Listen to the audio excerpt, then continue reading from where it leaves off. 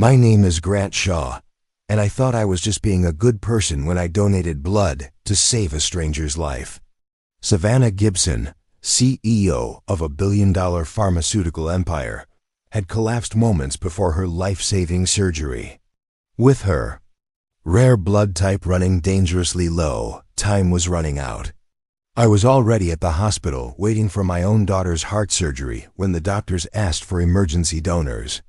I stepped forward without hesitation. After all, what if it were my daughter lying there? What I didn't know was that the woman whose life I was saving had given birth to my adopted daughter 9 years ago. The same daughter who was about to undergo surgery just down the hall. One act of kindness between strangers was about to uncover a truth that would shatter everything I thought I knew about family, sacrifice, and the invisible threads that connect us all. This is how a single donation revealed a connection that had been hiding in plain sight for nearly a decade, changing 3 lives forever. Before we jump back in, tell us where you're tuning in from, and if this story touches you, make sure you're subscribed, because tomorrow I've saved something extra special for you. Every morning for the past 9 years, I've started my day the same way. I reach into the top drawer of my nightstand and pull out a small, worn envelope marked for Emma's father in delicate handwriting. Inside is a single photograph, a newborn baby with the tiniest hands I'd ever seen, and a handwritten note that simply says, "Please tell her she was loved from the very first moment." I don't open the envelope every day, but I touch it. I hold it. It's my reminder that my daughter Emma came to me through someone else's impossible sacrifice. The photograph was taken by a nurse the day Emma was born, given to me by the adoption agency, along with that note from her birth mother. 9 years later, I still don't know who wrote those words, but they've shaped how I've raised Emma. Every time I face a difficult decision as a single father, every time I doubt whether I'm enough for her, I remember that somewhere out there, a woman loved my daughter so much that she gave her up so she could have a better life. This morning was different, though. As I held that envelope, my hands were shaking. Not from emotion, but from fear. Today was the day Emma would undergo the heart surgery we'd been preparing for over the past 6 months. At 9 years old, my daughter had already been through more medical procedures than most adults.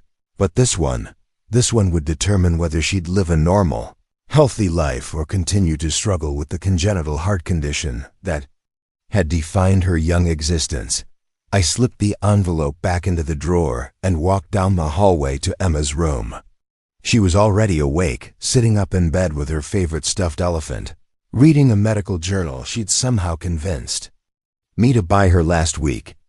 That's my Emma. While other kids her age were reading comic books, she was fascinated by cardiothoracic surgery and wanted to understand exactly what Dr. Peterson would be doing to fix her heart. "Morning, Dad," she said without looking up from the journal. "Did you know that the human heart beats approximately 100,000 times per day? That means by the time I'm your age, my heart will have beaten over 1.3 billion times." I sat on the edge of her bed, marveling as I did every day at the brilliant mind housed in such a fragile body. "That's a lot of beats, sweetheart. Think yours is ready for a little tune-up today?" She finally looked up at me with those wise brown eyes that seemed to hold far more understanding than any 9-year-old should possess. "I'm not scared, Dad. Dr. Peterson explained everything. Plus, you'll be there when I wake up, right?" The trust in her voice nearly broke me. Emma had been just 6 weeks old when I adopted her, and for 9 years, it had been just the two of us. Her mother, my wife Rachel, had died in a car accident when Emma was only 2. Since then, Emma and I had become a team, facing every challenge together, the endless medical appointments, the sleepless nights when her heart condition flared up, the financial strain of treatments not fully covered by insurance. "I'll be right there, Em, I promise." She nodded and returned to her journal, but I could see the slight tremor in her hands as she turned the page. She was scared, despite her brave words. How could she not be? But Emma had always been this way, facing her fears with curiosity rather than terror, approaching every medical setback as a puzzle to solve rather than a burden to bear. I stood up and walked to her dresser, where a small jewelry box sat next to her collection of medical textbooks, an odd combination that perfectly summarized my daughter's unique personality.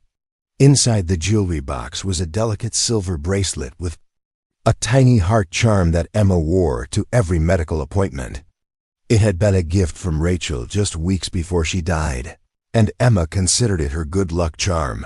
"Don't forget this," I said, holding up the bracelet. Emma set down her journal and extended her thin wrist. As I fastened the clasp, I noticed how much she'd grown. The bracelet that had once been loose now fit perfectly. 9 years of watching her grow, learn, struggle, and triumph. 9 years of being her father, her advocate, her biggest cheerleader. And now, in just a few hours, I would hand her over to a surgical team and trust them to repair the one thing about her that I couldn't fix myself. We lived in a modest apartment in downtown Phoenix, about 20 minutes from St. Catherine's Medical Center where the surgery would take place. I'd chosen this apartment specifically because of its proximity to the hospital. Over the years, we'd made countless trips there for Emma's care. The walls of our home were covered with her artwork, her science fair ribbons, and photos of our adventures together. It wasn't much, but it was ours. As we prepared to leave for the hospital, I found myself thinking about that envelope again, about the woman who had written those words 9 years ago. Please tell her she was loved from the very first moment. I had told Emma about her birth mother, of course.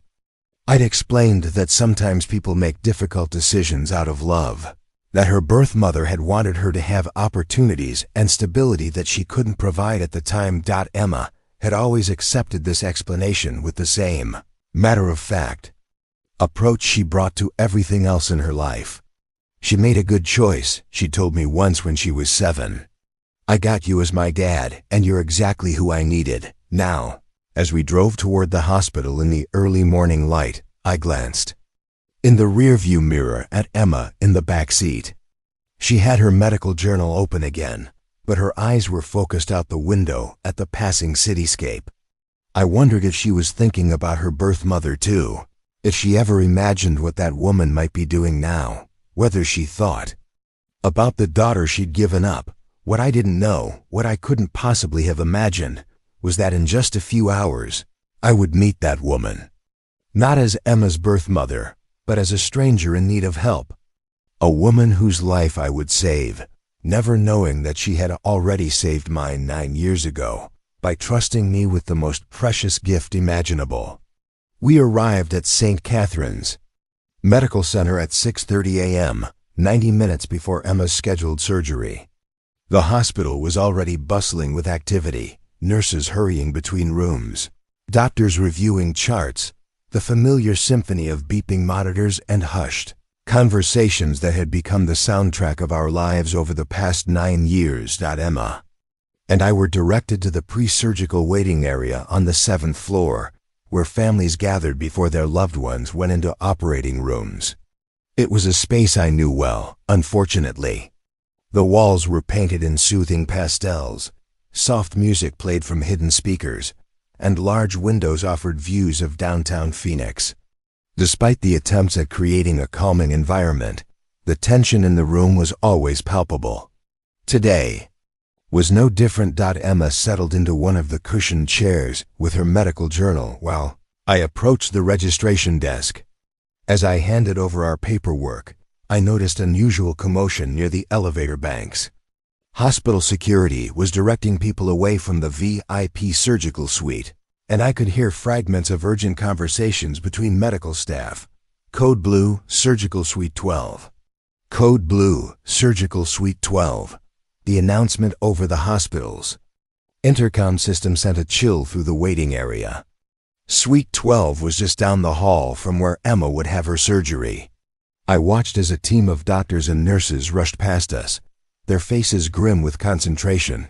20 minutes later, as Emma and I were reviewing her pre-surgical instructions with Nurse Patricia, Dr. Reeves, the chief of cardiothoracic surgery, appeared in our waiting area. His usually composed demeanor showed cracks of stress as he scanned the room. "Excuse me, everyone," he called out, his voice carrying across the waiting area. "We have an emergency situation. We need type AB negative blood donors immediately. If anyone here has that blood type and is willing to help save a life, please let us know right now." The waiting room fell silent. Families looked around at each other, uncertainty written on their faces. Type AB negative was rare. Less than 1% of the population carried it. I knew because Emma had the same blood type, which had complicated some of her previous procedures. I stood up immediately. "I'm AB negative," I said, walking toward Dr. Reeves. Preparing and narrating this story took us a lot of time, so if you are enjoying it, subscribe to our channel. It means a lot to us. Now back to the story. His relief was visible. "Thank God. Sir, we have a patient in critical condition who needs an emergency transfusion. Are you willing to donate?" "Of course," I replied without hesitation. "How much do you need?" "We'll need to do a quick screening to make sure you're eligible, but if everything checks out, we'll need 2 units. The patient lost significant blood during what should have been a routine procedure. Her condition has deteriorated rapidly." Emma looked up from her journal, her eyes wide with concern. "Dad, what's happening?" I knelt down beside her chair. "Someone else in the hospital needs help, sweetheart. I'm going to donate some blood to help them, just like when you donate blood for your tests. I'll be back before your surgery." She nodded solemnly. "Is it someone having heart surgery too?" "I don't know, Em, but it's someone who needs help, and we help when we can, right?" "Right," she agreed, then surprised me by adding, "Maybe their family is as scared as we are." The wisdom in her observation struck me. Here was my 9-year-old daughter, facing her own major surgery in just over an hour, and her first thought was empathy for another family going through their own crisis. Dr. Reeves led me quickly through the hospital corridors toward the blood donation center adjacent to the surgical suites. As we walked, he explained the situation in hushed, urgent tones. "The patient is a 34-year-old female who was scheduled for gallbladder surgery this morning. What should have been a straightforward laparoscope procedure turned complicated when we discovered unexpected internal bleeding. Her blood pressure dropped dangerously low, and she's lost more blood than we initially realized. Is she going to be okay?" I asked as we entered the donation area. "With a transfusion, her prognosis is good." Without a ... He didn't need to finish the sentence. "The challenge is her blood type. AB negative is incredibly rare, and our blood bank is running low. You showing up this morning might literally be the difference between life and death for this woman." As the technician prepared me for the donation, I found myself thinking about the randomness of it all. Here I was, at the hospital for Emma's surgery, and suddenly I was in a position to save someone else's life. It felt like more than coincidence. It felt like purpose. "Can you tell me anything about the patient?" I asked as the needle went into my arm. Dr. Reeves consulted his tablet. "Her name is Savannah Gibson. She's here alone. No family members listed as emergency contacts, which is unusual. The nursing staff mentioned she seemed extremely anxious before the procedure, more so than most patients. Sometimes people who don't have support systems struggle more with medical procedures." My heart went out to the stranger. I couldn't imagine facing surgery without someone there who cared about you. Emma and I had each other, even in our scariest moments. This woman, Savannah, was going through her crisis completely alone. "How long will this take?" I asked, watching my blood flow into the collection bag. "About 15 minutes for the first unit. Then we'll give you a short break and take the second unit. You should be back with your daughter within 45 minutes. As I lay there, I thought about Emma sitting in the waiting room with her medical journal, probably explaining to Nurse Patricia how the cardiovascular system worked. Despite everything she'd been through, she remained curious, optimistic, and caring. The woman whose life I was helping to save was a complete stranger, but I found myself hoping she had people in her life who loved her the way I loved Emma. Irony wasn't lost on me that I was donating blood to save someone else while preparing to hand my own daughter over to surgeons. But that's what we do for each other, isn't it? We show up. We help. We give what we can when someone needs it. 20 minutes later, as I was recovering from the second donation, Dr. Reeves returned with an update. The transfusion is working. Ms. Gibson's blood pressure has stabilized, and we've controlled the bleeding. You literally saved her life today, Mr. Shaw, Grant Shaw. Mr. Shaw, I want you to know that what you did today was extraordinary. Most people would have been too focused on their own family's needs to help a stranger. I shook my head. Anyone would have done the same thing. But as I walked back toward the waiting area where Emma was patiently reading her journal, I realized that wasn't necessarily true. In that moment of crisis, I had made an instinctive choice to help someone I'd never met. It was the same choice someone had made for Emma 9 years ago, choosing to do something difficult because it was right. I had no way of knowing that the woman whose life I had just saved would soon reveal a connection that would change everything I thought I knew about family, sacrifice, and the mysterious ways our lives intersect with those of strangers who aren't strangers at all. When I returned to the waiting area, I found Emma exactly where I'd left her, but she wasn't alone anymore. Nurse Patricia was sitting beside her, and they were deep in conversation about the anatomy of the heart. Emma had her journal open to a detailed diagram, pointing out the different chambers and explaining to Patricia how Dr. Peterson would repair her mitral valve. And that's why the surgeon needs to use a patch graft instead of just stitching it closed, Emma was saying with the confidence of someone 3 times her age. Because my valve opening is too small for my body size, so they need to make it bigger. Patricia looked up as I approached, her eyes filled with something between amazement and concern. Mr. Shaw, your daughter has been teaching me about cardiac surgery for the past 40 minutes. I've been a pediatric nurse for 15 years, and I've never met a patient who understood their own condition this thoroughly. I sat down beside Emma and pulled her close. She's always been curious about how things work, especially when it comes to her own medical care. We learned early on that knowledge helps reduce fear. Dad. Emma's face lit up with relief. How's the person you helped? Did your blood donation work? Yes, sweetheart. The doctor said the patient is stable now. She's going to be okay. Emma nodded seriously. Good. Nurse Patricia told me that people with our blood type are called universal plasma donors. That means we can help lots of different people in emergencies. I looked at Patricia, who smiled and shrugged. She asked why her father was chosen to help, so I explained about blood types. She immediately wanted to know if she could donate blood too when she's older. This was so typical of Emma. Even facing her own surgery, she was thinking about how she could help others. It was a trait that never ceased to amaze me, especially considering everything she'd been through in her young life. Dr. Martinez, Emma's pediatric cardiologist, appeared in our waiting area. He'd been overseeing Emma's care for the past 3 years and had become something of a family friend in the process. His face showed a mixture of professional concern and personal affection as he approached us. Grant, I heard what you did this morning, he said, shaking my hand warmly. Dr. Reeves told me you saved someone's life with your blood donation. That's incredible. Anyone would have done the same thing, I replied. But Dr. Martinez shook his head. Actually, that's not true.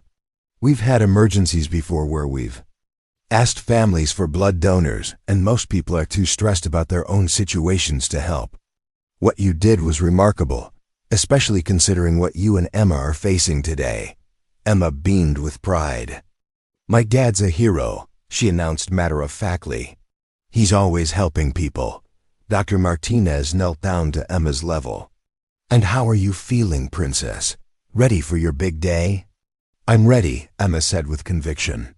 I've read all about the procedure, and I know Dr. Peterson is one of the best pediatric cardiac surgeons in the Southwest.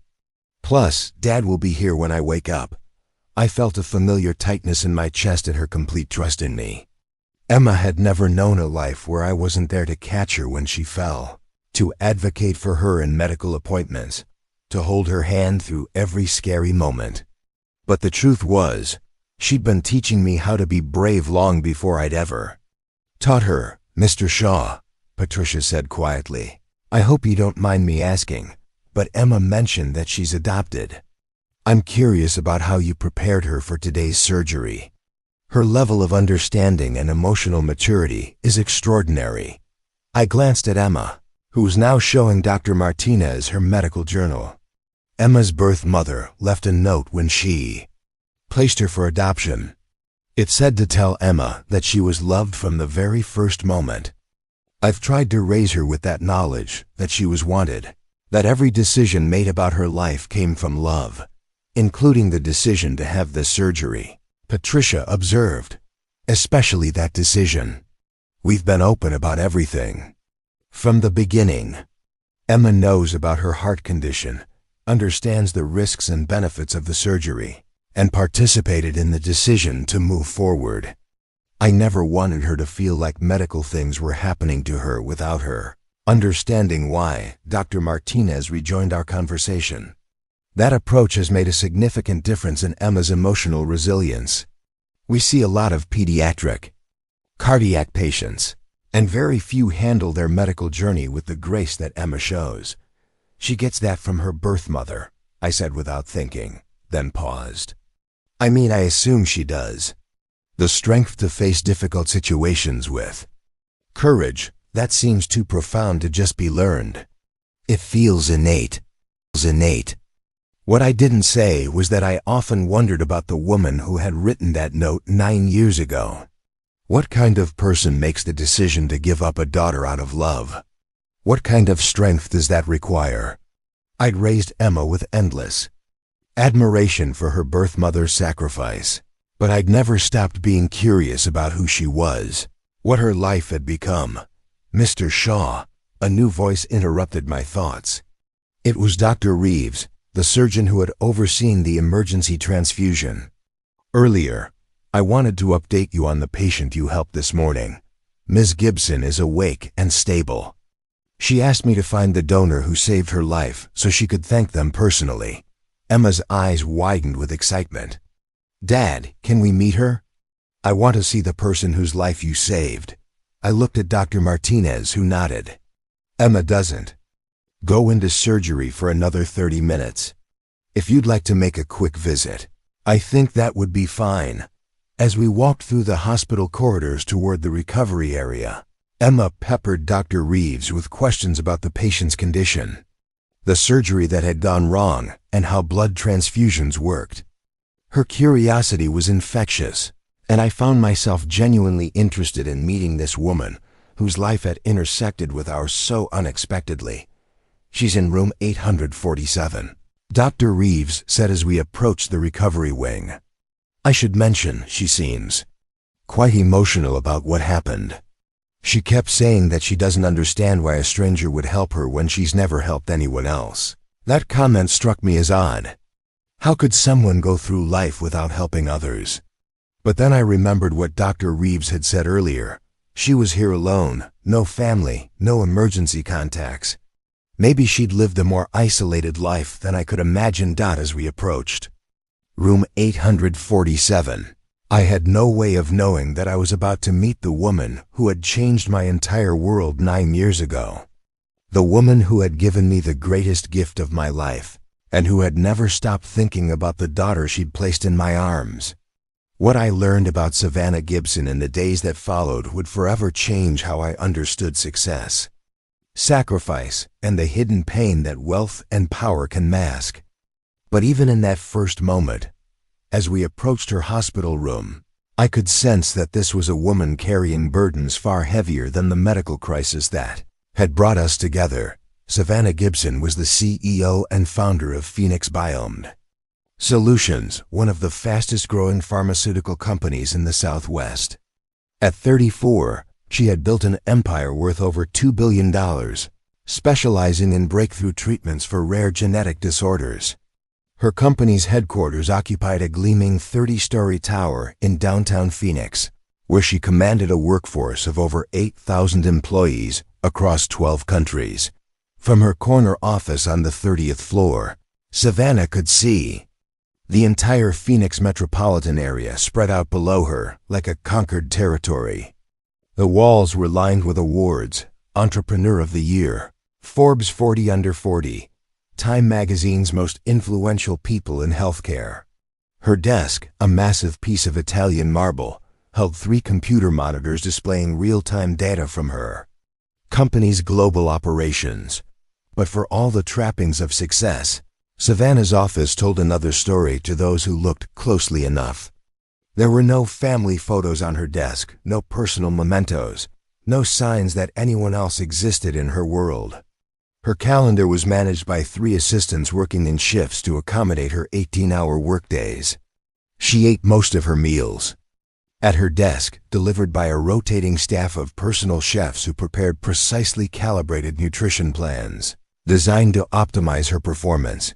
Her penthouse apartment in the Biltmore district was equally impressive and equally empty.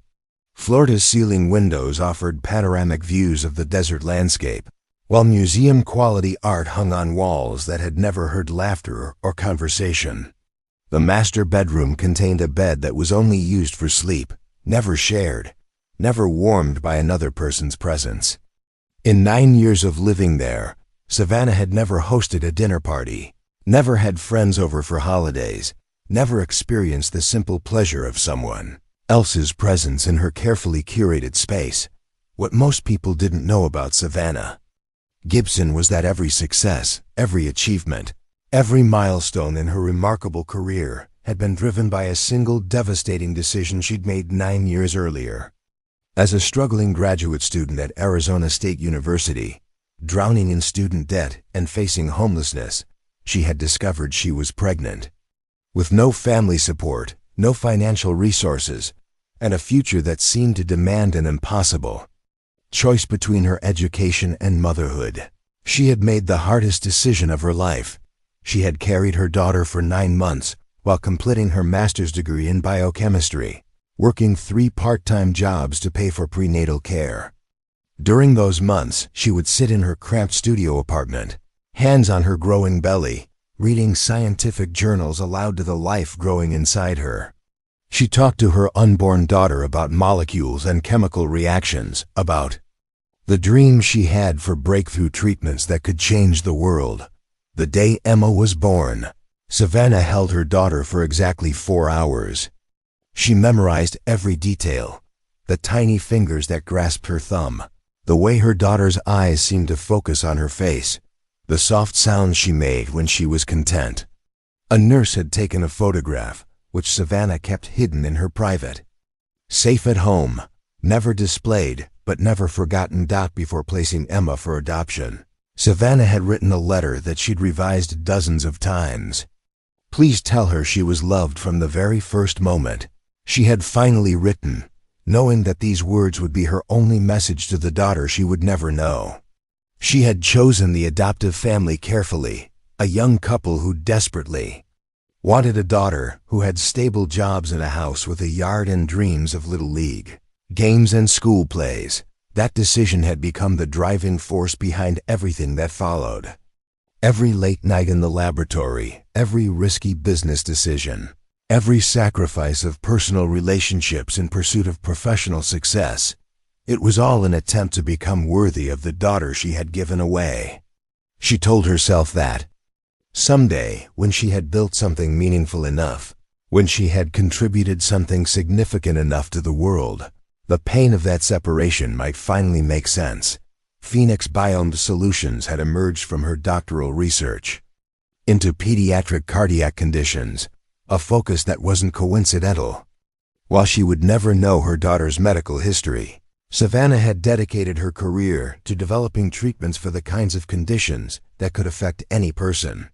Her company's breakthrough therapies had saved thousands of lives. But none of that success could fill the void left by the daughter whose face she had memorized, but whose voice she would never hear. The gallbladder surgery that had gone so wrong was supposed to have been routine. A minor procedure to address a condition that Savannah had ignored for months while focused on her company's latest drug trials. She had arrived at the hospital alone, as she did everything in her life.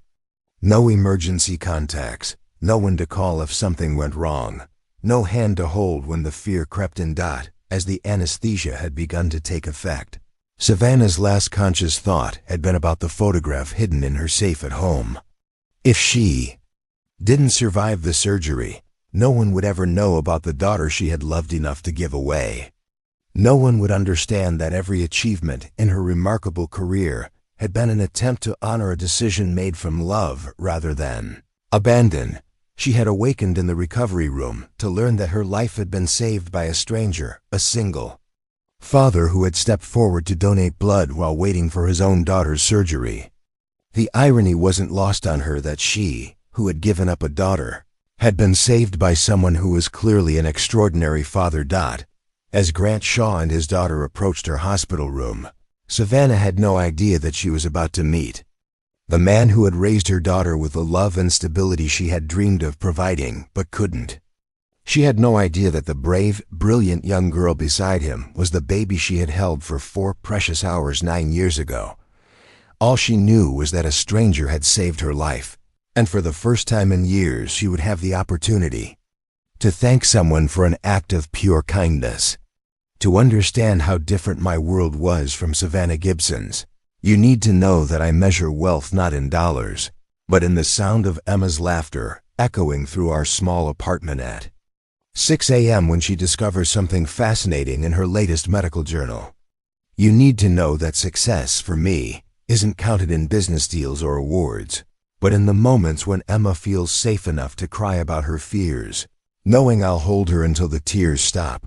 I work as a high school biology teacher at Desert Ridge High School, about 15 minutes from our apartment. It's not glamorous work, and it certainly isn't lucrative, but it's meaningful in ways that Savannah's billion-dollar empire could never be. Every day, I have the privilege of watching teenagers discover that science isn't just textbook information. It's the explanation for how their own bodies work, how life creates itself, how the universe operates on both the largest and smallest scales. My classroom is decorated with Emma's artwork from over the years, mixed in with anatomical charts and periodic tables. My students know about Emma's medical journey because I've never hidden the challenges we face. When we study the cardiovascular system, I can explain heart defects not just from a textbook, but from the perspective of a father who has watched his daughter struggle with a condition that makes simple playground activities feel like marathons. Those students have become like extended family to us. When Emma was hospitalized for a week last year during a particularly difficult period, my classroom became a card-making factory. 17-year-olds who usually pretended to be too cool to care spent their lunch periods creating origami flowers and writing encouraging notes to a 9-year-old they'd never met but had heard about in stories. Our apartment is a modest 2-bedroom place in a complex that's seen better days, but it's filled with the kind of warmth that no amount of money can buy.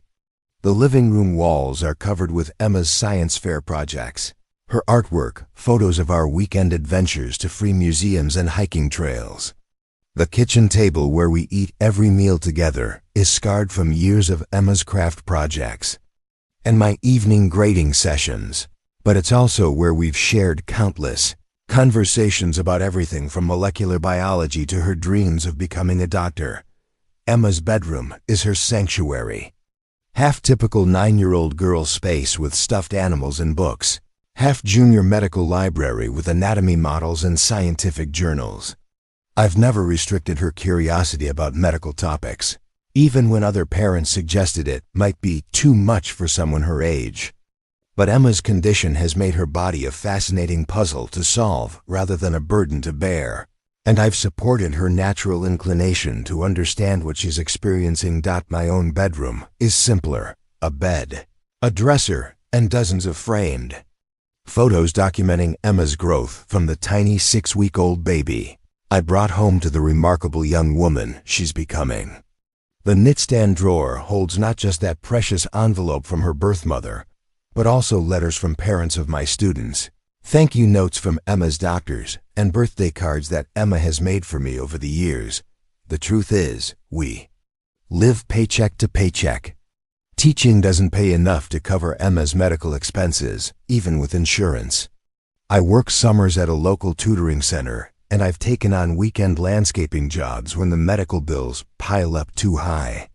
But Emma has never gone without anything she truly needed, and I've made sure she never feels like her medical condition is a financial burden on our family. Our community has rallied around us in ways that constantly restore my faith in humanity. Mrs. Chen, our neighbor, makes sure Emma has a hot meal waiting when I'm stuck in faculty meetings. The local children's hospital has a parent support group where I've found friendship with other single parents navigating similar challenges. Even the mechanics at Tony's Auto Shop, where I take our aging Honda, always find ways to keep our car running safely without charging for every repair they should. This support network exists because we've never been too proud to accept help, and because I've always tried to give back when I can. I volunteer at the hospital's Family Resource Center, helping other parents understand their options when facing pediatric medical decisions. I tutor struggling students for free after school. When Mrs. Chun's grandson needed help with his college biology applications, Emma and I spent weeks helping him prepare. The contrast between my life and what I was learning about Savannah Gibson couldn't have been starker. Where she had isolated herself at the top of a corporate tower, surrounded by employees but no friends, Emma and I lived embedded in a community of people who genuinely cared about our well-being. Where she had accumulated wealth but no meaningful relationships, we had built a life rich in connection despite our financial limitations. But the most profound difference was in how we approached Emma's adoption. From the day I brought her home, I've talked openly about her birth mother as a hero who made an impossible choice out of love. Every year on Emma's birthday, we light a candle and say a prayer of gratitude for the woman who gave her life and then gave her the opportunity for a better future. I've raised Emma to understand that being adopted doesn't mean being unwanted. It means being so loved that someone was willing to sacrifice their own desires for her benefit. Emma has grown up knowing that somewhere in the world, a woman thinks about her and hopes she's happy. She's grown up understanding that love sometimes requires letting go, and that the most selfless gift anyone ever gave her was the chance to be my daughter. This knowledge has shaped her into someone who gives freely, loves deeply, and faces challenges with courage, what I couldn't have imagined as we walked toward Savannah's hospital room that morning was that I was about to meet the woman who had made all of this possible. The woman whose impossible decision had given me the privilege of being Emma's father, whose sacrifice had created the life we'd built together, whose love for her daughter had never diminished despite 9 years of separation. All I knew was that Emma was excited to meet the person whose life I had helped save, and that in a few minutes, we would all be in the same room together. For the first time since that day in the hospital, when Savannah had placed her newborn daughter in my arms. To understand the miracle of what was about to happen in room 847, you need to know the story of how Emma came into my life, a story that began with another woman's impossible choice, and a series of events that seemed orchestrated by something far greater than coincidence. 9 years ago, I was a newlywed living with my wife, Rachel, in a small house in Tempe.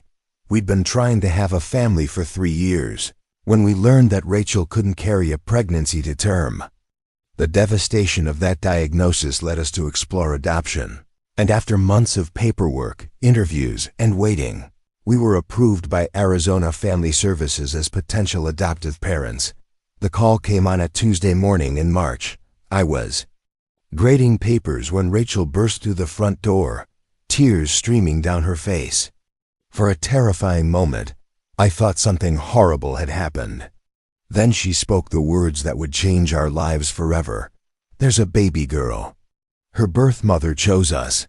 The social worker, Mrs. Rodriguez, explained that the birth mother was a 25-year-old graduate student at ASU who had made the decision to place her daughter for adoption. She had been very specific about the type of family she wanted: educated parents who would value learning, people who would tell her daughter the truth about her origins, a stable home where her daughter could grow up knowing she was wanted. "She wrote you a letter," Mrs. Rodriguez had said, handing me a sealed envelope. "She wants you to read it when you're ready, and she hopes you'll share appropriate parts with her daughter someday." I remember holding that envelope with trembling hands, understanding that inside were the words of a woman whose heart was breaking, so that ours could be filled. Rachel and I read it together that night, both of us crying by the time we finished.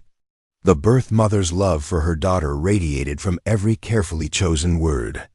She explained that she was facing homelessness, had no family support, and was struggling to complete her education while working multiple jobs.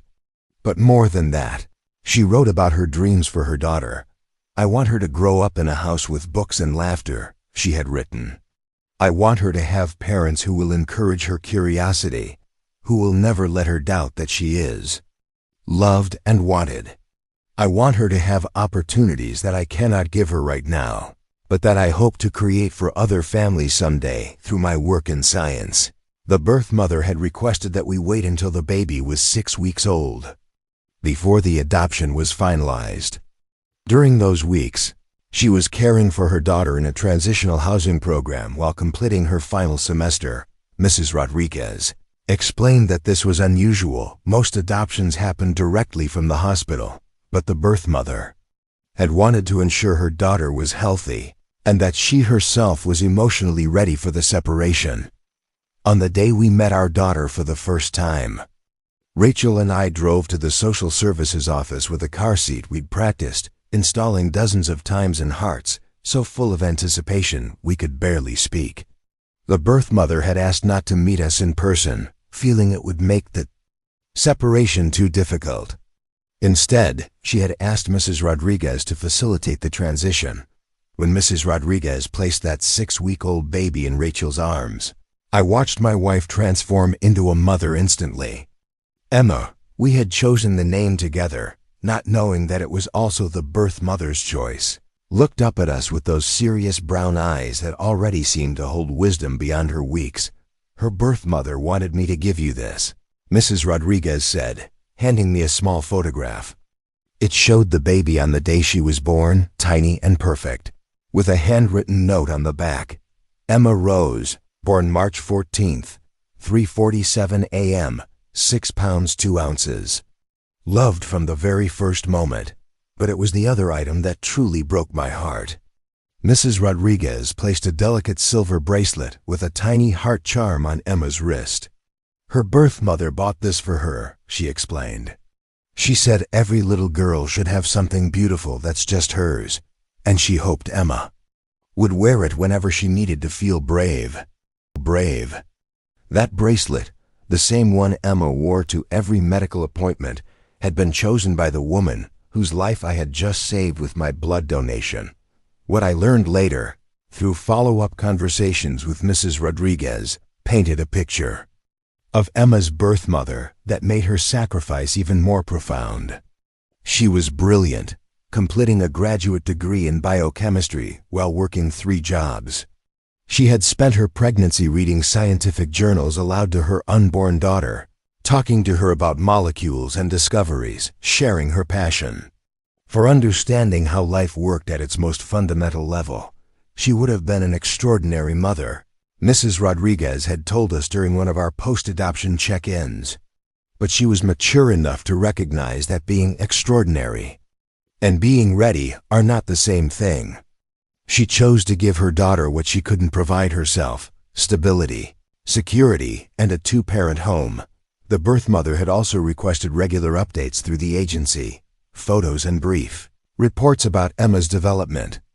We had sent these faithfully for the first 5 years, along with letters describing Emma's milestones, her personality, her health challenges when they arose. The agency had told us that the birth mother treasured these updates, but after Emma turned 5, she had requested that they stop. She said it was time to trust that you were the parents her daughter needed. Mrs. Rodriguez had explained. She didn't want to hold on to a relationship that might confuse Emma or interfere with her ability to see you as her true parents. When Rachel died suddenly when Emma was 2, I had briefly considered reaching out to Emma's birth mother through the agency. Not to disrupt our family, but to let her know that while Emma had lost one parent, she would never lack for love or support. Mrs. Rodriguez had gently discouraged this, explaining that the birth mother had specifically requested no contact unless Emma herself initiated it when she became an adult. She made this decision believing Emma would have 2 parents throughout her childhood. Mrs. Rodriguez had said, but she also chose you and Rachel because she believed you were strong enough to handle whatever challenges arose. Don't prove her wrong now. Those words had sustained me through the darkest period of single parenthood. Whenever I doubted whether I was enough for Emma, I remembered that somewhere in Phoenix, a woman had looked at me and Rachel and decided we were worthy of raising her most precious gift. That trust had become a sacred responsibility.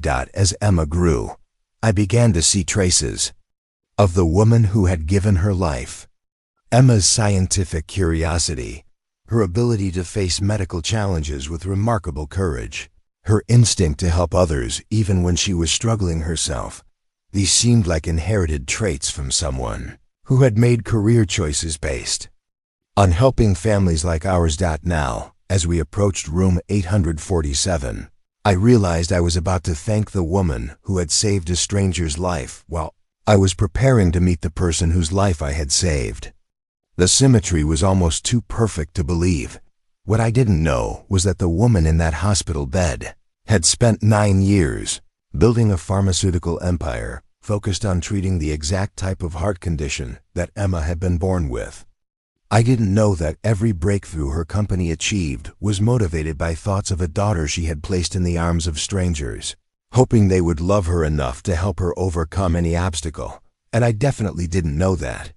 Savannah Gibson, the CEO whose life I had saved that morning, was about to see her daughter for the first time since she had kissed her goodbye 9 years ago. When we walked into room 847, I expected to meet a grateful patient who would thank me for the blood donation and send us on our way. What I found instead was a woman who would change our lives in ways I never could have imagined, though. Neither of us understood why we felt such an immediate, inexplicable connection. Savannah Gibson was sitting up in her hospital bed, looking remarkably composed for someone who had nearly died hours earlier. Her dark hair was pulled back in a simple ponytail, and without the corporate attire and makeup I would later associate with her public persona. She looked younger, more vulnerable. But it was her eyes that caught my attention. They were Emma's eyes, the same deep brown, the same intensity, the same spark of intelligence that I saw in my daughter every day. "Mr. Shaw," she said, her voice still slightly hoarse from the anesthesia. "Dr. Reeves told me you saved my life this morning. I don't know how to thank you." "You don't need to thank me," I replied, stepping closer to her bed. "Anyone would have done the same thing." Savannah shook her head slowly. "No, they wouldn't have. I know that for a fact."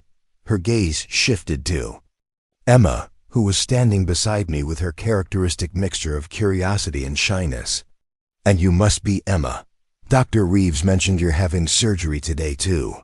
Emma stepped forward with the confidence that always amazed me. "Yes, ma'am. I'm having my mitral valve repaired. Dad donated blood to help you because we have the same rare blood type, AB negative.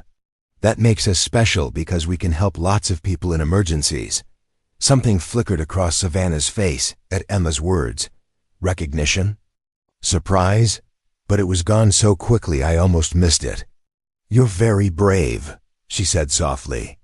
"Are you nervous about your surgery?" "A little," Emma admitted, "but I've read all about the procedure.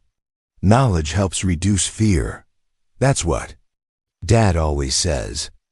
Plus, Dr. Peterson is one of the best pediatric cardiac surgeons in the Southwest. Savannah's expression grew even more intent. Pediatric cardiac surgery, she repeated slowly. That's a very specialized field. Emma was born with a heart condition, I explained. This surgery should fix the problem completely. We've been preparing for it for months.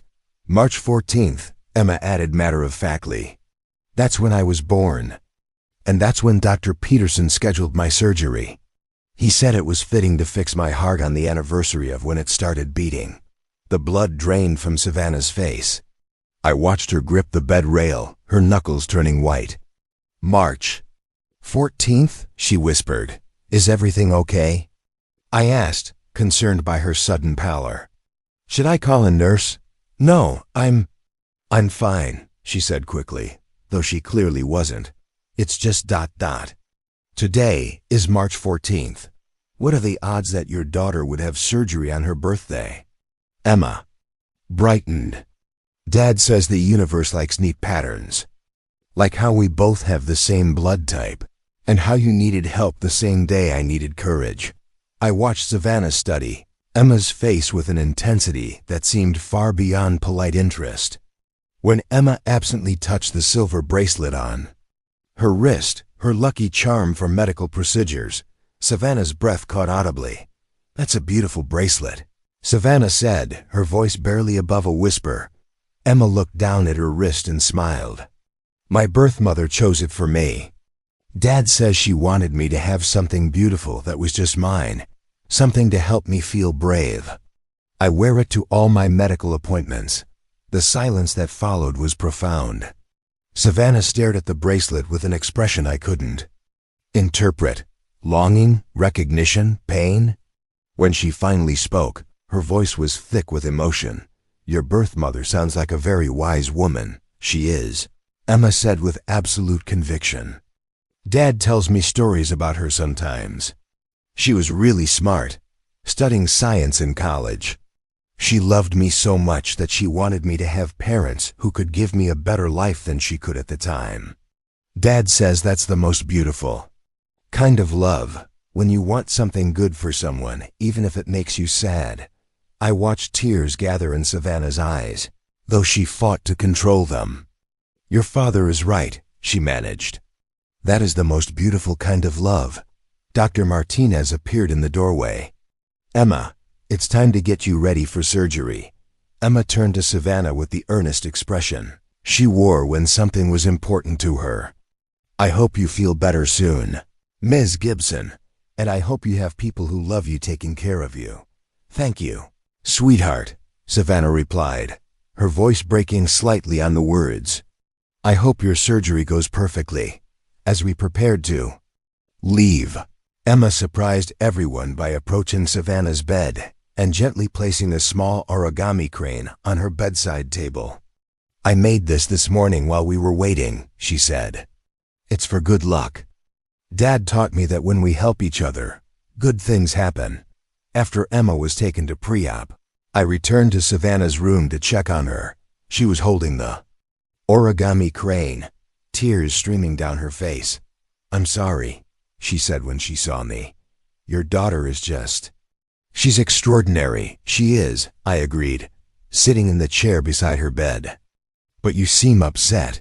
Did something we said ... No, she said quickly, then paused. Actually, yes. But not in the way you might think. She looked at me with an expression I would later recognize as someone wrestling with a monumental decision. Mr. Shaw, can I ask you something personal? Of course. Emma mentioned she was adopted. Do you mind me asking ... how long ago? She came to us when she was 6 weeks old, I said. 9 years ago this week, actually. My wife and I had been waiting for her for months. Savannah's hands trembled as she set down the origami crane. 9 years ago this week. She repeated ... single quotes yes. Emma was born on March 14th, and we brought her home in early April. It was the happiest day of our lives. I paused, studying her face. Why do you ask? You ask. I ... single quote she started, then stopped. I was just curious. She seemed so loved, so confident. Her adoption was clearly a success story. Over the next several hours, while Emma was in surgery, I found myself returning to Savannah's room repeatedly. Something about her drew me back, partly gratitude for expressing such genuine interest in Emma, partly concern for her obvious emotional state, and partly something I couldn't name. Each time I visited, our conversations grew deeper, more personal. She told me about her company, about the work they did developing treatments for rare genetic conditions. When I mentioned that Emma's heart condition was somewhat unusual, she listened with the focused attention of someone for whom every detail mattered. She asked thoughtful questions about Emma's medical history, her development, her interests. She's fascinated by science, I told her during one visit. Always has been. Even as a toddler, she preferred books about how things work to fairy tales. That's remarkable for someone so young, Savannah said. Does she want to be a doctor? She says she wants to help other kids with heart problems. She thinks if she understands her own condition well enough, she can help doctors find better treatments. Something in Savannah's expression shifted, pride mixed with sorrow. She sounds like she has the mind of a researcher, she said softly. Someone who sees problems as puzzles to solve rather than obstacles to endure. Exactly, I said, surprised by how precisely she had captured Emma's approach to life. Sometimes I wonder if she inherited that perspective. Her birth mother was studying biochemistry when she placed Emma for adoption. I've always thought Emma's scientific curiosity might have come from her. Savannah was quiet for a long moment. What do you know about her birth mother? Not much, I admitted. The adoption was fairly closed. We know she was a graduate student, very young, facing some difficult circumstances. She wrote us a letter explaining her decision, and the social worker told us she was brilliant, but struggling financially. She made it clear that she loved Emma but wanted her to have opportunities she couldn't provide. Do you ever think about her? Savannah asked quietly. Every day, I said without hesitation. Emma and I talk about her regularly. We're grateful to her, not just for giving us Emma, but for making such a selfless choice. Every year on Emma's birthday, we light a candle and say a prayer of thanks for the woman who loved her enough to let her go. Tears were flowing freely down Savannah's face now, though she didn't seem aware of them. That's beautiful, she whispered. Emma knows she's loved by 3 parents. I continued. Her birth mother who gave her life and chose us to raise her, my late wife Rachel who adopted her and loved her fiercely, and me. We've never let her feel like being adopted made her any less wanted or loved. When Dr. Peterson finally came to tell me that Emma's surgery had been a complete success, I invited Savannah to come with me to see her in recovery. I expected her to politely decline, but instead, she asked if she could get dressed and walk with me. Emma was groggy from the anesthesia, but alert enough to smile when she saw us approach her bed. Dad, she said sleepily, did Miss Gibson come? To check on me. I wanted to make sure you were okay, Savannah said, her voice thick with emotion. How do you feel? Like my heart is brand new, Emma replied with a drowsy smile. Dr. Peterson said the surgery went perfectly. I'll be able to run and play like other kids now. Savannah reached out hesitantly, then gently touched Emma's hand. I'm so happy for you, sweetheart. Will you visit me while I'm recovering? Emma asked. I'd like to hear more about your science work. If your father doesn't mind, I'd love to visit you, Savannah replied, looking at me for permission. Of course, I said, though I was puzzled by the intensity of her interest in Emma. We'd enjoy the company. As we stood there beside Emma's hospital bed, watching her drift back to sleep, I had no idea that I was witnessing the beginning of a bond that would transform all our lives.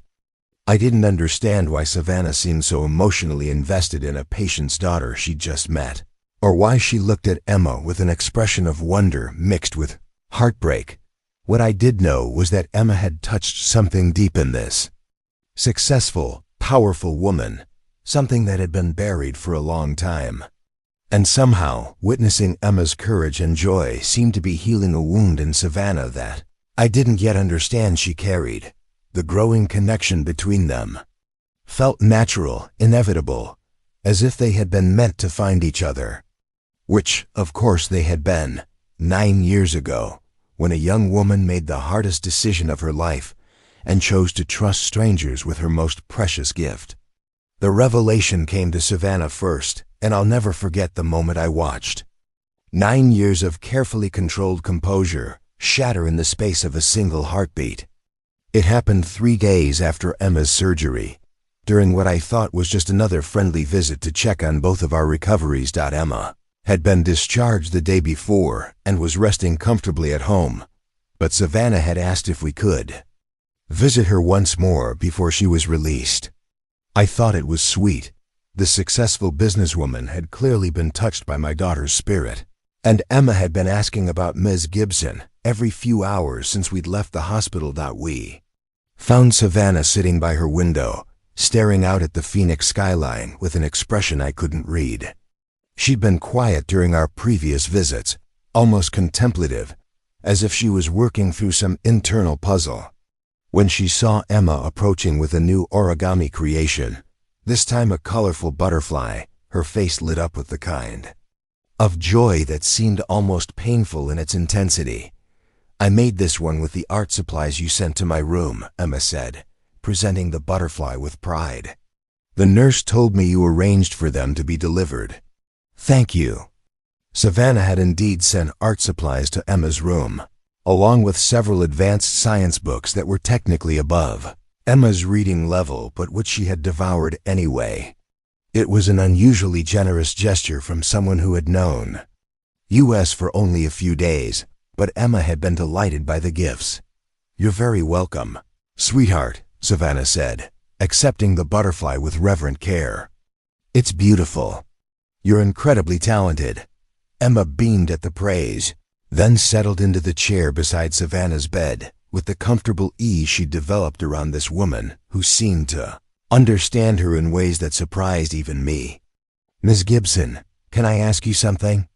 "Anything," Savannah replied, and I noticed she leaned forward slightly, as if whatever Emma wanted to know was the most important question in the world. "Do you have any kids?" The question hit Savannah like a physical blow. I watched her face cycle through a dozen emotions in seconds: pain, longing, fear, love, loss. When she finally answered, her voice was barely a whisper. I had a daughter once.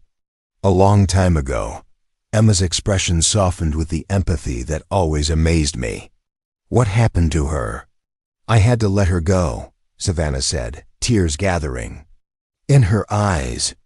"I wanted her to have a better life than I could give her at the time. Like my birth mother," Emma said gently. "She loved me enough to let me go too.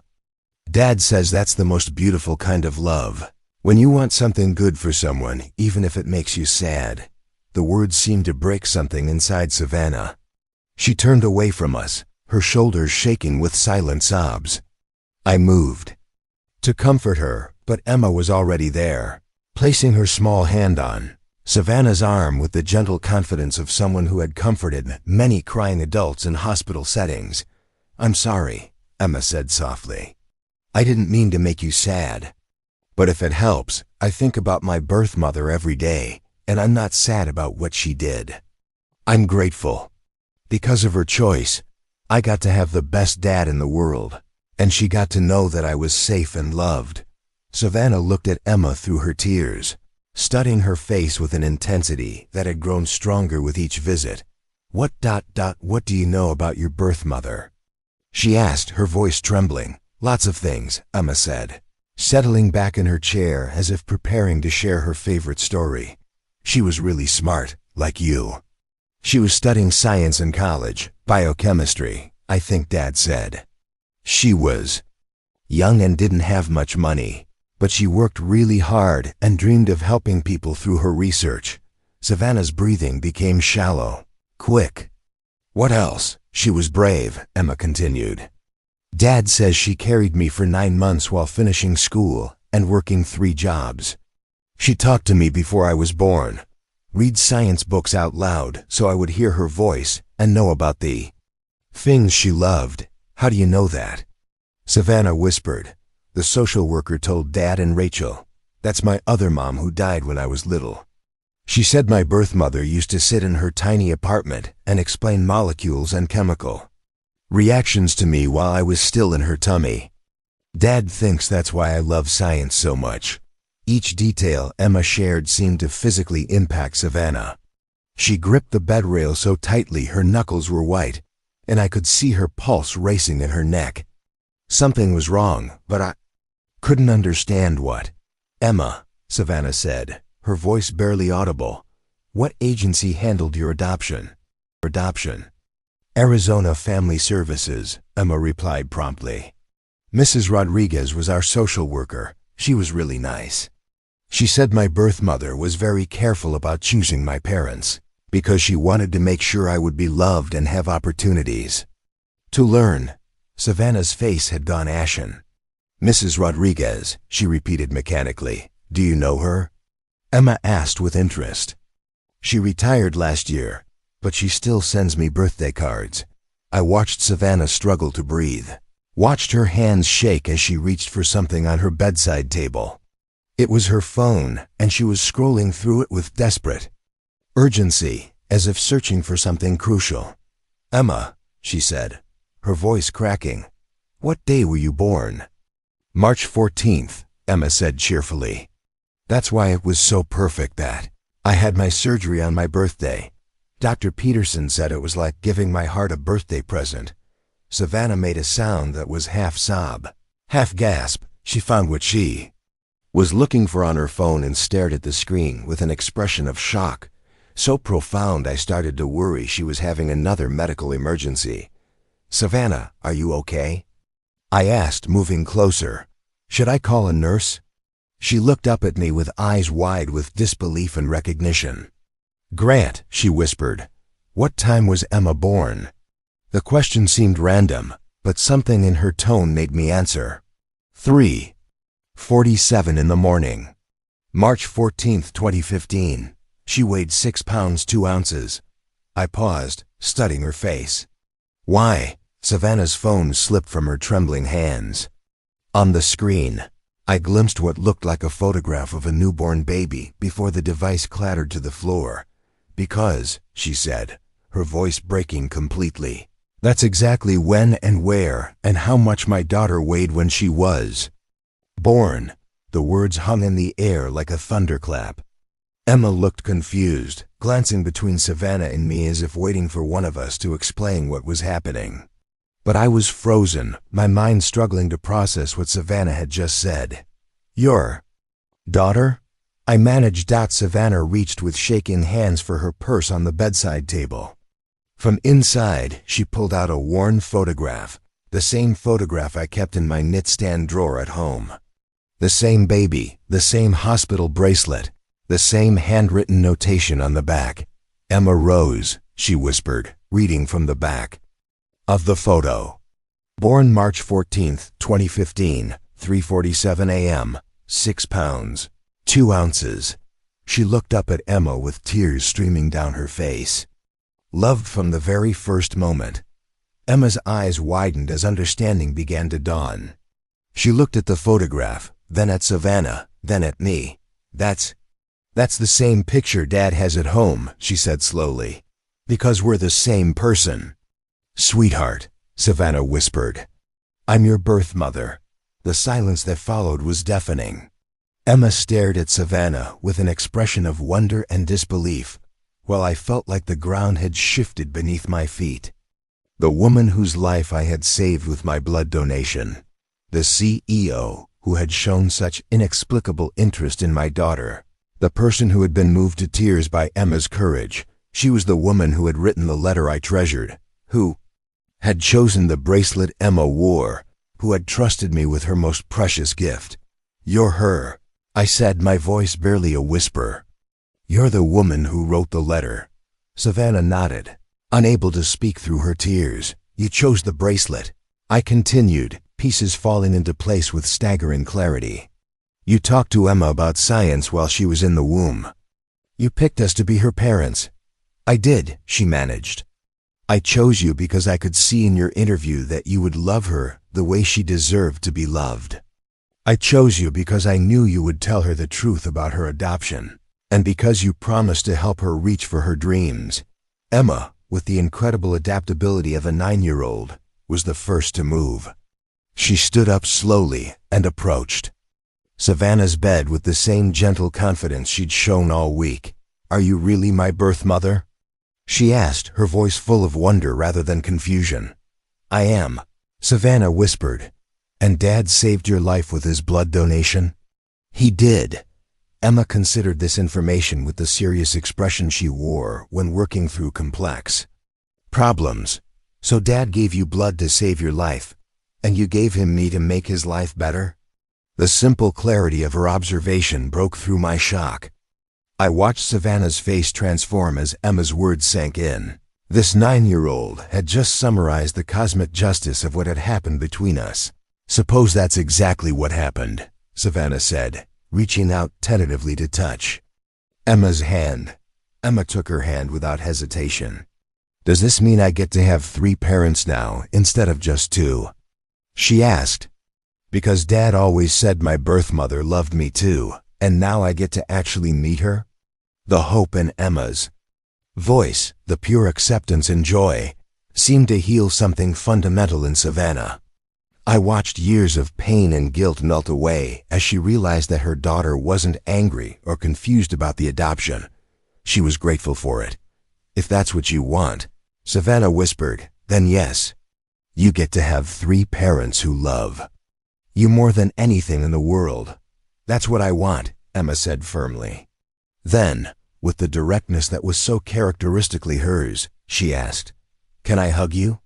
I've always wanted to hug my birth mother. Savannah's answer was to pull Emma into the first embrace they'd shared since the day she was born. I watched them hold each other, my daughter and the woman who had made my daughter possible, and understood that I was witnessing something miraculous. The impossible had happened. Through a series of events so unlikely they seemed orchestrated by fate itself, we had found each other. The woman who had saved our family 9 years ago had been saved by our family in return. The circle was complete, but even as I marveled at the extraordinary nature of our reunion, I could see in Savannah's eyes that the revelation, while joyful, was also terrifying for her. She had spent 9 years building walls around her heart to protect herself from the pain of separation. Now those walls were crumbling, and she was terrified of what that meant for all of us. For exactly 48 hours, we experienced something that felt like a miracle. Emma had found her birth mother. I had met the woman who had trusted me with the greatest gift of my life, and Savannah had been reunited with the daughter she had never stopped loving. For 2 days, it seemed like the universe had conspired to heal wounds that we thought were permanent, to create a family that was somehow even more complete than any of us had dared to imagine. And then fear destroyed everything it started with. Small signs that I initially attributed to the overwhelming nature of our situation. On the 2nd day after the revelation, when Emma and I visited Savannah in the hospital, she seemed more subdued, more distant. Where before she had hung on Emma's every word, now she appeared distracted, almost anxious. When Emma showed her a drawing she had made of the 3 of us together, stick figures holding hands with my family, written in careful 9-year-old handwriting, Savannah's smile seemed forced, painful. It's beautiful, sweetheart, she said. But I noticed she didn't ask to keep it the way she had treasured every other small gift Emma had offered. That night, as I tucked Emma into bed, she surprised me with a question that revealed how perceptive she had always been. Dad, is Savannah scared of something? What makes you ask that, Em? She seems sad when she looks at me now. Like when you look at pictures of Rachel, happy and sad at the same time, but more sad. Emma's observation troubled me more than I wanted to admit. I had noticed the change in Savannah too, but I had hoped I was imagining it. The joy and wonder that had filled her face when she first realized Emma was her daughter had been gradually replaced by something that looked increasingly like panic. The next morning, when we arrived at the hospital for what was supposed to be Savannah's discharge day, we found her room empty. A nurse at the station informed us that Ms. Gibson had checked herself out against medical advice at 6 a.m. before visiting hours had even begun. "She left this for you," the nurse said, handing me a sealed envelope with Emma's name written on it in Savannah's careful handwriting. Emma and I sat in the hospital cafeteria while she read the letter aloud, her voice growing smaller with each sentence. "Dear Emma," she began, "I want you to know that meeting you has been the greatest gift of my life. You are everything I dreamed you would become: smart, kind, brave, and loved. You have a wonderful father who has given you everything I hoped for when I made the decision to place you for adoption 9 years ago. I need you to understand that decision wasn't made lightly then, and the decision I'm making now isn't made lightly either. Your life with your father is perfect. You are happy, healthy, and surrounded by love. You have a community that supports you, a father who would do anything for you, and a future full of possibilities. I am a complication you don't need. I spent 9 years learning how to live without you, and you've spent 9 years building a beautiful life that doesn't include me. Adding me to that life now would only create confusion and disruption for everyone involved.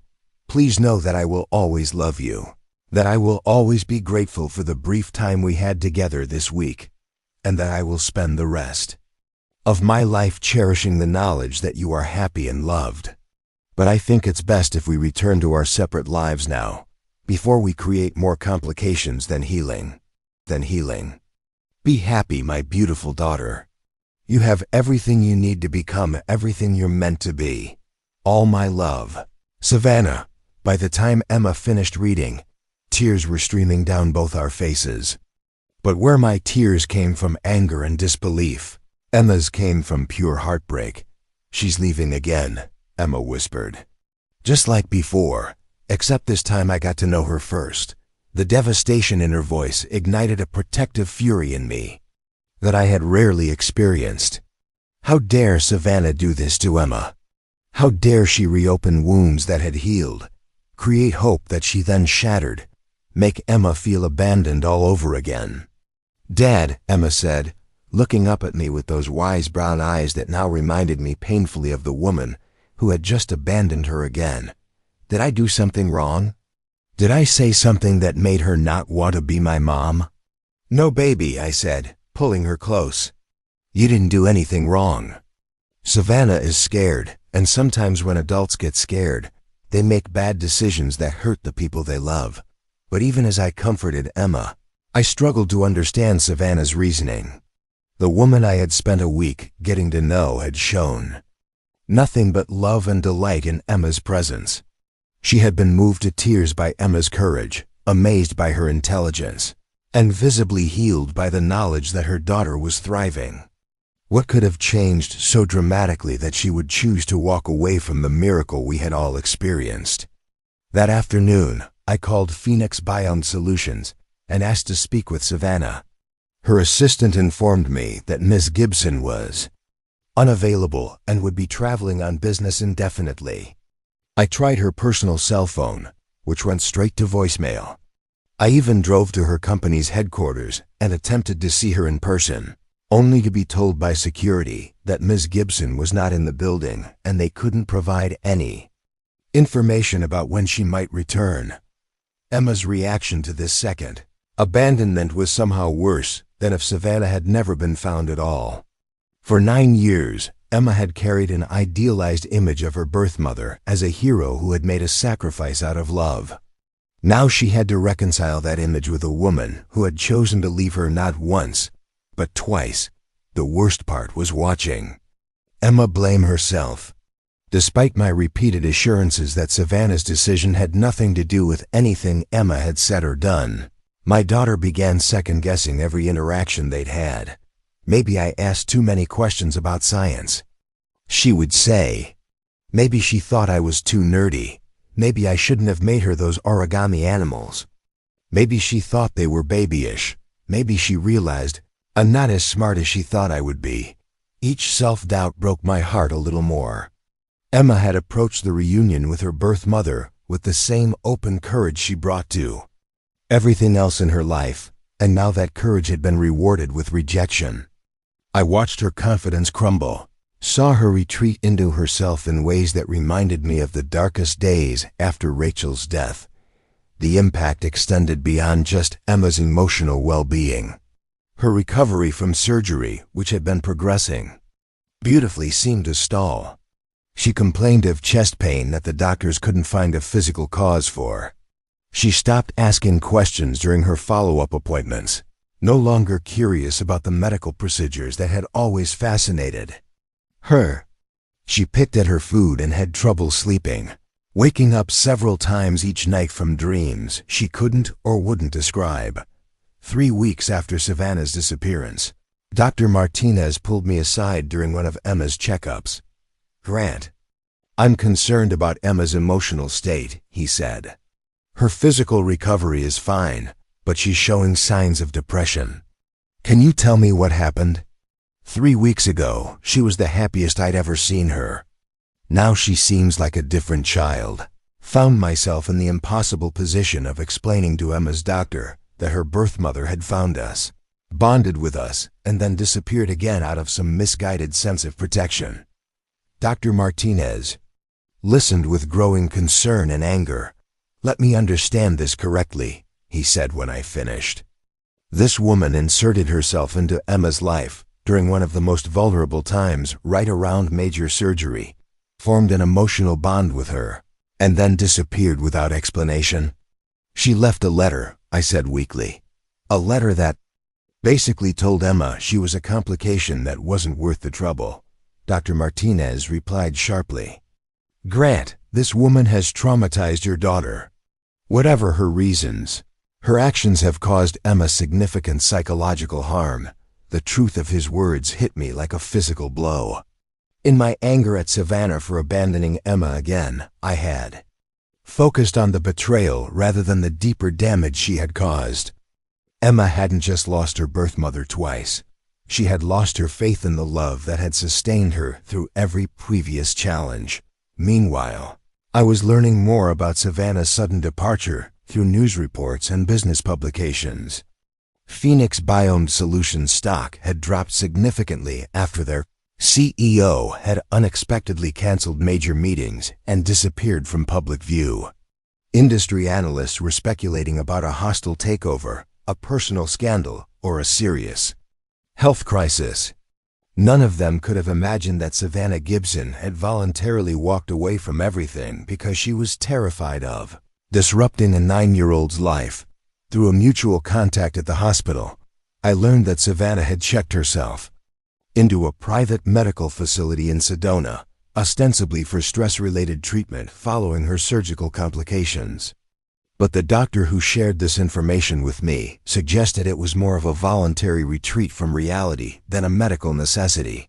"She's running away," Dr. Reeves told me during a chance encounter in the hospital elevator. "Whatever happened between you three after I introduced you, it scared her enough that she's hiding from the world. She's scared of being a complication in Emma's life," I explained. "She thinks walking away is the noble thing to do." Dr. Reeves shook his head. "The noble thing would have been to never insert herself into your lives in the first place, or to stay and work through whatever challenges arose. This halfway approach is just cowardice dressed up as sacrifice." His words echoed my own thoughts, but they didn't help me figure out how to repair the damage Savannah had caused. Emma was spiraling into a depression that no amount of reassurance seemed to touch. She had stopped creating origami animals, stopped asking scientific questions, stopped believing in the fundamental goodness that had always been her defining characteristic. One night, about a month after Savannah's disappearance, I found Emma sitting by her bedroom window, staring out at the lights of Phoenix with a blank expression that terrified me. "What are you thinking about, sweetheart?" I asked, sitting beside her on the window seat. "I was wondering if she ever really loved me," Emma said quietly. or if she just felt guilty about giving me away and wanted to feel better about herself. The sophisticated psychological insight in her words reminded me that Emma had always been older than her years, but this particular wisdom was born from pain rather than natural maturity. She loved you. I could see it in her face every time she looked at you. Then why did she leave again? Emma asked, finally turning to look at me. If she really loved me, wouldn't she want to be part of my life? It was the question I had been asking myself every day since reading Savannah's letter. How could someone who claimed to love Emma choose to abandon her twice? How could the same woman who had carefully chosen Emma's adoptive parents, who had spent a week delighting in her daughter's presence, decide that love meant walking away? Sometimes people get scared of how much they love someone, I said, trying to find an explanation that would make sense to a 9-year-old heart. Sometimes they think protecting someone means staying away from them. That's stupid, Emma said with uncharacteristic bitterness. Love is supposed to make you want to be closer to someone, not farther away. Her words contained a truth that cut straight through all of Savannah's elaborate justifications. Emma, with the clear vision of a person who had been raised in love, understood something that Savannah had lost sight of. Real love means showing up, even when it's scary, even when it's complicated, even when you're not sure you're doing the right thing. As I tucked Emma into bed that night, I realized that Savannah's decision to walk away had damaged more than just our family. It had reinforced every fear she had carried for 9 years about not being worthy of love, about being unable to provide stability, about being a complication rather than a blessing. By choosing to leave again, she had proven to herself that she was exactly the kind of person who abandons people she loves. The terrible irony was that in trying to protect Emma from disruption and uncertainty, Savannah had caused exactly the kind of trauma she was trying to prevent. In attempting to preserve the perfect life she thought Emma had with me, she had introduced chaos, heartbreak, and doubt into a situation that had been stable and secure. The worst part was knowing that somewhere in Sedona, Savannah was probably telling herself that she had done the right thing, that Emma would be better off without her, that walking away was just another form of the same selfless love that had led her to place Emma for adoption 9 years earlier. But there was nothing selfless about what she had done this time. This time, she had put her own fear and guilt ahead of Emma's needs. This time, she had taken the easy way out instead of doing the hard work of figuring out how to build a relationship that honored both the family Emma already had and the mother she had just found. As I lay awake that night, listening to Emma toss and turn in the next room, I realized that if we were going to heal from this, someone was going to have to find the courage that Savannah had lost. Someone was going to have to fight for the family that had been so briefly, beautifully possible. And that someone, I realized, was going to have to be me. Finding Savannah Gibson took every resource I had, every favor I could call in, and a determination that surprised even me. But as I watched Emma retreat further into herself each day, as I saw the bright, curious girl I had raised disappearing behind walls of hurt and self-doubt, I knew I had to do something that Savannah couldn't do for herself. I had to fight for our family. The private medical facility in Sedona, where Savannah had checked herself in, was more of a luxury retreat than a hospital, the kind of place where wealthy people went to hide from problems that money couldn't solve.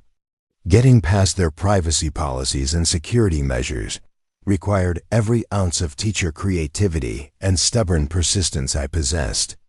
I had to convince them that I was family, which in every way that mattered, I was. I drove up to Sedona on a Saturday morning, leaving Emma with Mrs. Chun after explaining that I had some important business to take care of. Emma had looked at me with those 2 wise eyes and asked, "Are you going to find Savannah?" "I'm going to try, sweetheart." "Are you going to tell her she's being stupid?" Emma asked with a small smile, the first genuine smile I'd seen from her in weeks. "I'm going to tell her that love means showing up," I replied, echoing her own words back to her. The facility was nestled in the red rocks outside Sedona, all adobe walls and carefully manicured gardens designed to promote healing and reflection. I found Savannah in what the staff called the meditation garden, sitting alone on a bench overlooking the desert landscape. She looked smaller than I remembered, diminished in a way that had nothing to do with physical size and everything to do with the weight of regret she was carrying. She saw me approaching and didn't try to run, though something in her posture suggested she wanted to. Instead, she waited, her hands folded in her lap, her face a mask of carefully controlled composure that I recognized as her defense mechanism. "Grant," she said quietly when I sat down beside her. "How did you find me?" "When you love someone enough, you learn to be resourceful," I said, deliberately echoing the theme that had brought us all together. "Emma needs you to come home." Savannah closed her eyes as if my words caused physical pain. "Emma is better off without me. She has you.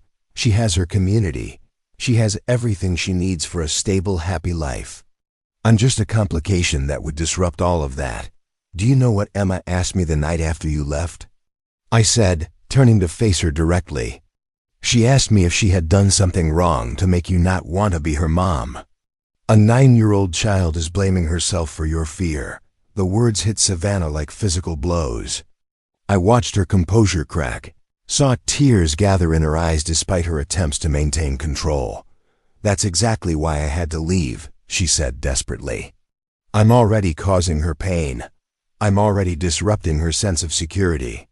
The longer I stayed, the more damage I would have done." "The damage was done when you left," I said firmly.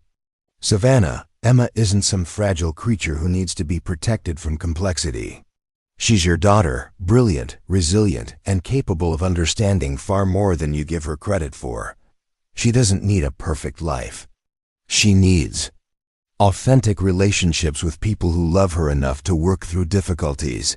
Savannah shook her head, her voice rising with desperation. "You don't understand. I don't know how to be a mother. I gave up that right 9 years ago.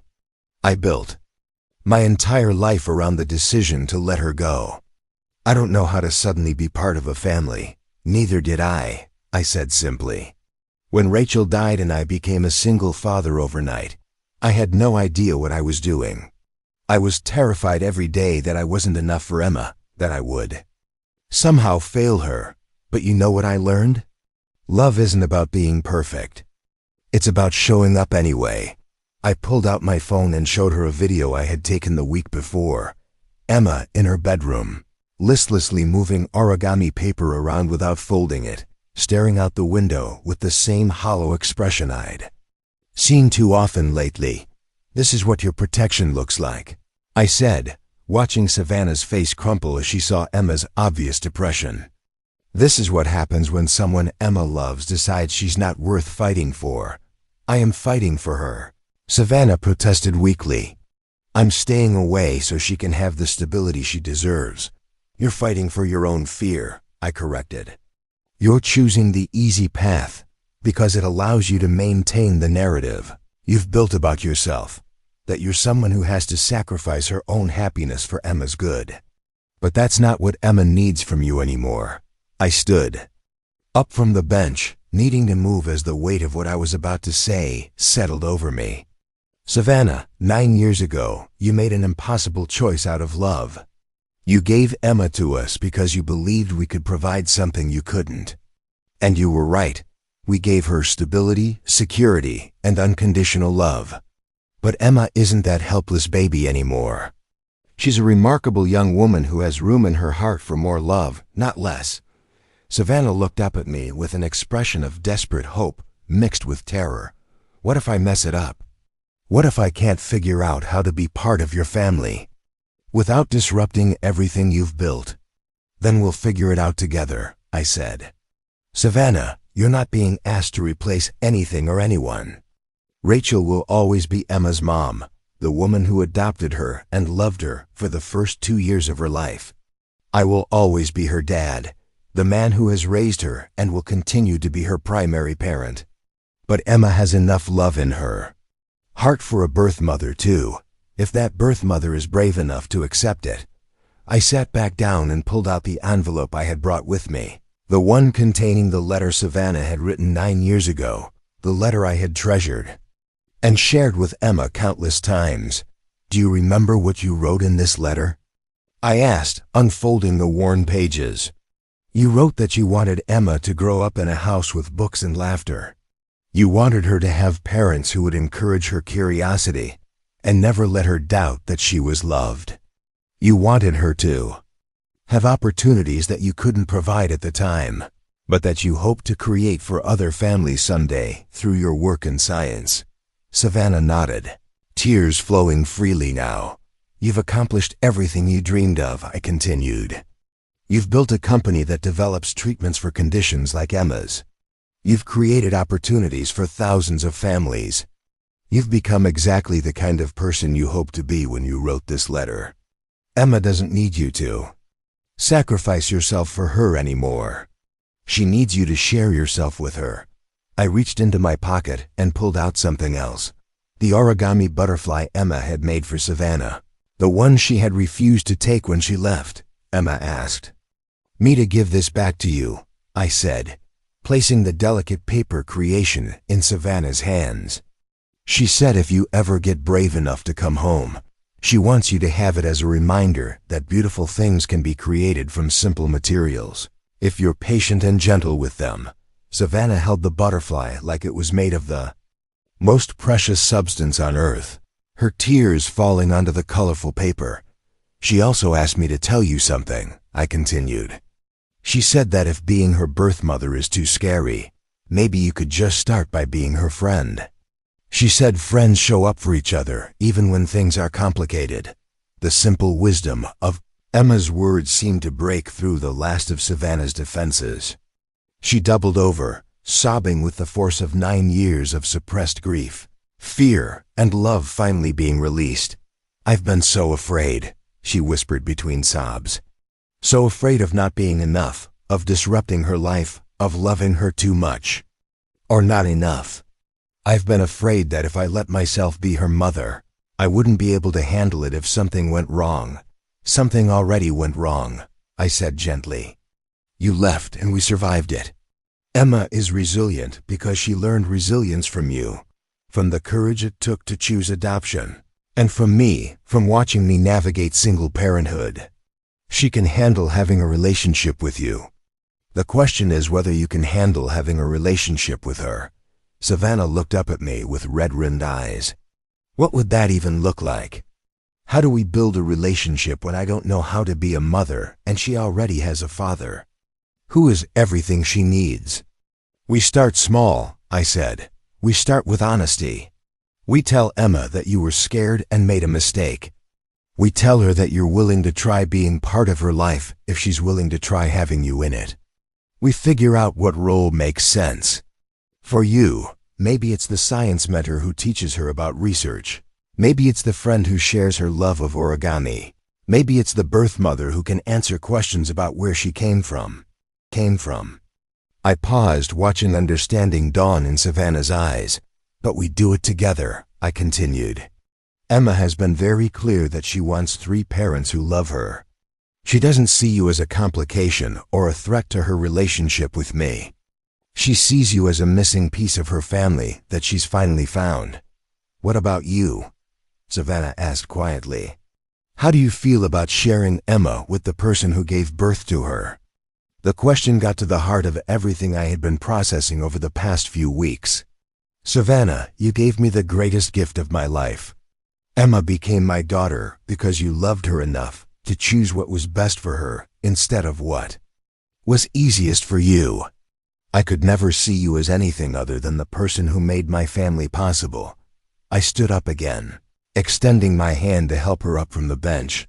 But more than that, I continued, I've watched you with Emma this past month. I've seen how you light up when she explains scientific concepts, how you encourage her curiosity, how you respect her intelligence. You're not trying to replace me or change the life we've built. You're trying to add to it. And Emma and I, we have enough love to share. Savannah took my hand and let me help her to her feet. For the first time since I'd arrived, she looked directly into my eyes. "Are you sure?" she asked. "Are you sure you want to complicate your simple, stable life with someone who runs away when things get difficult?" "Our life was never simple," I said with a smile. "We've dealt with medical crises, financial struggles, loss, and uncertainty. Adding love to that equation doesn't make it more complicated. It makes it more complete." The drive back to Phoenix took 2 hours, and we spent most of it talking about practical things.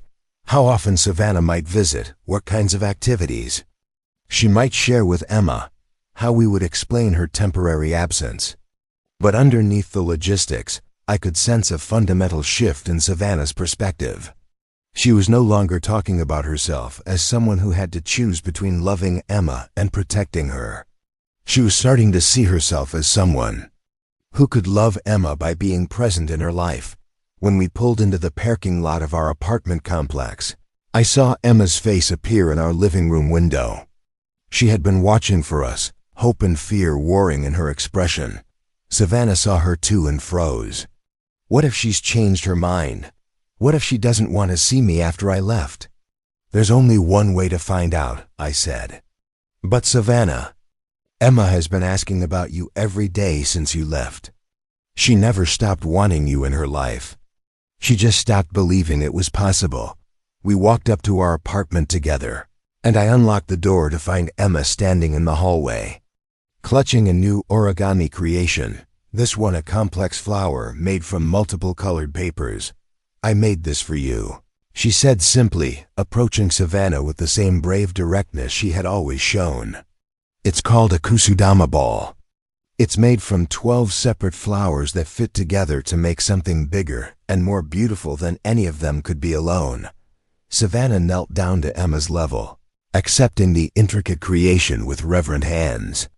"It's beautiful, sweetheart." "Thank you. I'm sorry you were scared," Emma said with the matter-of-fact compassion that never ceased to amaze me. "But I'm glad Dad found you and brought you home. Are you sure you want me to be part of your family?" Savannah asked, her voice thick with emotion.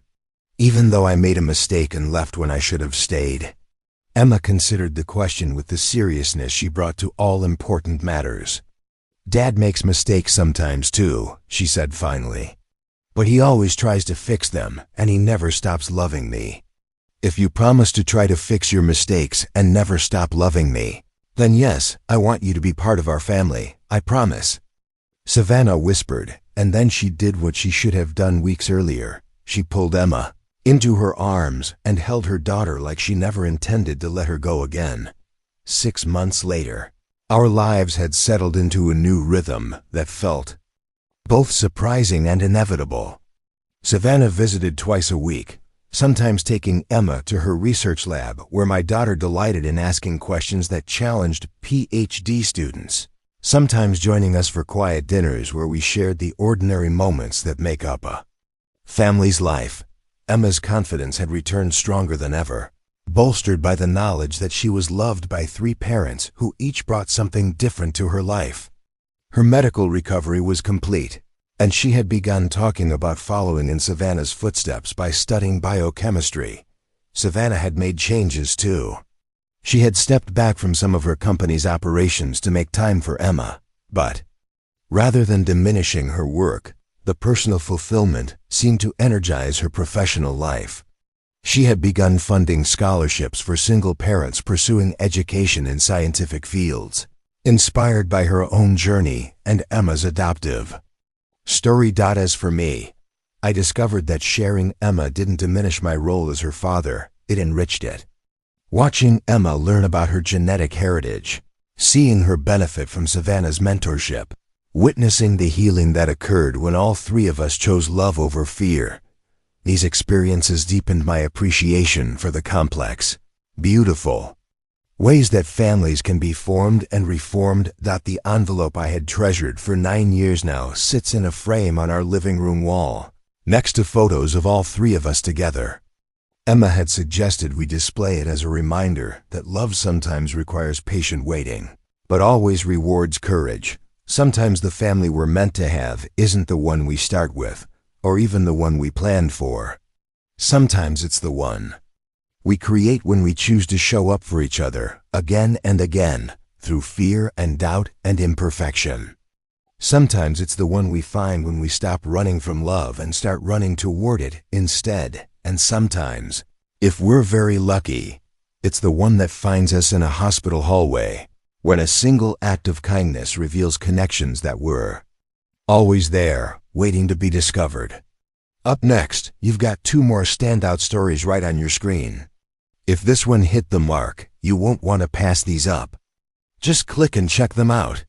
And don't forget to subscribe and turn on the notification bell so you don't miss any upload from us.